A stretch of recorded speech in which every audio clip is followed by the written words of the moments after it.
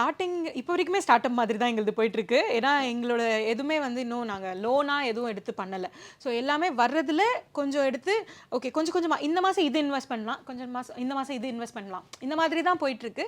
But பிகினிங்கில் it was really actually tough தான். என்னன்னா எதுக்குமே ஆளுங்க இருக்க மாட்டாங்க. நம்ம இன்ஸ்டாகிராமில் மெசேஜ் பண்ணுறதும் நாங்களே தான், இன்ஸ்டாகிராமில் ஒரு ரிப்ளை பண்ணி இல்லை அதுக்கு போஸ்ட் போடுறதும் நாங்கள் தான். அண்ட் தென் அதுக்கப்புறம் அவங்க எது பண்ணாலும் அதை நோட் பண்ணி அவங்களுக்கு கொரியர் அனுப்புறதுலேருந்து கொரியர் ஆஃபீஸ்க்கு கொண்டு போய் அந்த ப்ராடக்ட்டை ஃபஸ்ட்டு பேக் பண்ணணும். பேக் பண்ணி அதை கொண்டு போய் கொரியர் ஆஃபீஸில் கொடுக்குற வரைக்குமே இட்ஸ் பீன் அஸ். நான் அம்மா அப்பா நாங்கள் 3 பேர் தான் பண்ணிட்டு இருந்தோம். எதுக்குமே எந்த ஆளுமே கிடையாது. ஸோ இது வந்து பிகினிங்கில் ஒரு பிஸ்னஸாக நாங்கள் பண்ணலை, ஒரு ஃபேமிலியாக ஒரு தொழில் பண்ணிட்டு இருந்தோம். ஒரு ஃபேமிலி பிஸ்னஸ் மாதிரி.